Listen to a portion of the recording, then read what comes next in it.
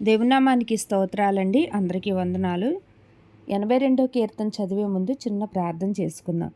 దేవా, నీకు స్తోత్రం చెల్లించుకుంటున్నాను తండ్రి. కృపగల దేవా, మీరిచ్చిన సమయాన్ని బట్టి నీకు స్తోత్రం చెల్లించుకుంటూ, అవును తండ్రి ప్రభా, మీరు మాతో ఈ రీతిగా మాట్లాడుతున్నందుకు మీకు స్తోత్రం చెల్లించుకుంటూ, ప్రభా, చదువుతున్న నన్ను వినుచున్న వారందరినీ మీరు జ్ఞాపకం చేసుకోండి.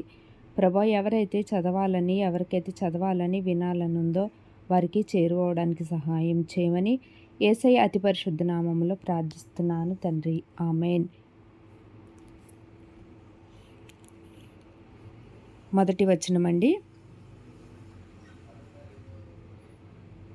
దేవుని సమాజములో దేవుడు నిలిచి ఉన్నాడు.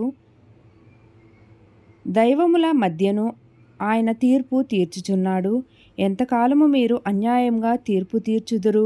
ఎంతకాలము భక్తిహీనుల ఎడల పక్షపాతము చూపుదురు? పేదలకును తల్లిదండ్రులు లేని వారికిని న్యాయము తీర్చుడి. శ్రమగల వారికిని దీనులకును న్యాయము తీర్చుడి. దరిద్రులను నిరుపేదలను విడిపించుడి. భక్తిహీనుల చేతిలో నుండి వారిని తప్పించుడి. జనులకు తెలివి లేదు, వారు గ్రహింపరు. వారు అంధకారములో ఇటు అటు తిరుగులాడుదురు. దేశమునకున్న ఆధారములన్నీయు కదులుచున్నవి. మీరు దైవములనియు మీరందరూ సర్వోన్నతుని కుమారులనియు నేనే సెలవిచ్చి ఉన్నాను. అయినను ఇతర మనుషులు చనిపోనట్లు మీరును చనిపోదురు. అధికారులలో ఒకడును కూలినట్లు మీరును కూలుదురు. దేవా, లెమ్ము, భూమికి తీర్పు తీర్చుము. అన్యజనులందరూ నీకే స్వాస్థ్యముగా ఉందురు. 83వ అధ్యాయం అండి. ఆసాపు కీర్తన గీతము. చదివే ముందు వినే ప్రతి ఒక్కరు అందరూ లైక్ చేయండి, షేర్ చేయండి, కామెంట్ చేయండి. మీరు లైక్ చేయడం వల్ల ఇంకా ఎవరికైతే బైబిల్ చదవాలని వినాలని ఉంటుందో వాళ్ళ దగ్గరికి చేరువవుతుందండి. ఓకే అండి. 83వ అధ్యాయము మొదటి వచనం. దేవా, ఊరకుండుము, దేవా, మౌనముగా ఉండకుము. 83వ కీర్తన మొదటి వచనం అండి. దేవా, ఊరకుండకుము, దేవా, మౌనముగా ఊరకుండకుము. నీ శత్రువులు అల్లరి చేయుచున్నారు. నిన్ను ద్వేషించువారు తల ఎత్తి ఉన్నారు. నీ ప్రజల మీద వారు కపటోపాయములు పన్నుచున్నారు. నీ మరుగుజొచ్చిన వారి మీద ఆలోచన చేయుచున్నారు. వారు ఇశ్రాయేలుని పేరు ఇకను జ్ఞాపకము రాకపోవునట్లు జనముగా నుండకుండా వారిని సంహరించుదము రెండని చెప్పుకొనుచున్నారు. ఏక మనసుతో వారు ఆలోచన చేసుకొని ఉన్నారు.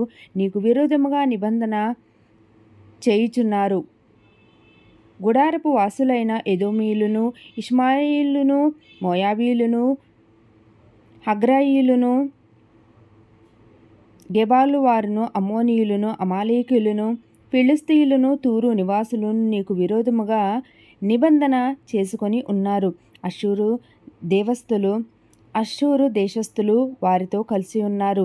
లోతు వంశస్థులకు వారు సహాయము చేయుచున్నారు. మిద్యానునకు నీవు చేసినట్లు కీషోను ఏటి యొద్దను నీవు సిసెరాకును యాబీనాకును చేసినట్లు వారికిని చేయుము. వారు ఎందేరులో నశించిరి, భూమికి పెంట ఐరి. ఓరేబు, జయేబు అని వారికి నీవు చేసినట్లు వారి ప్రధానులకును చేయుము.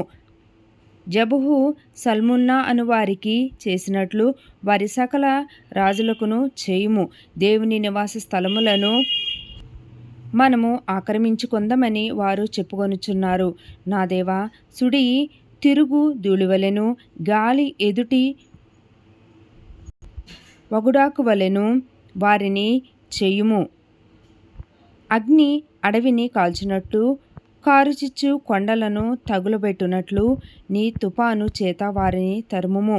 నీ సుడిగాలి చేత వారికి భీతి పుట్టించుము. యెహోవా, వారు నీ నామమును వెతుకున్నట్లు వారికి పూర్ణావమానము కలుగజేయుము.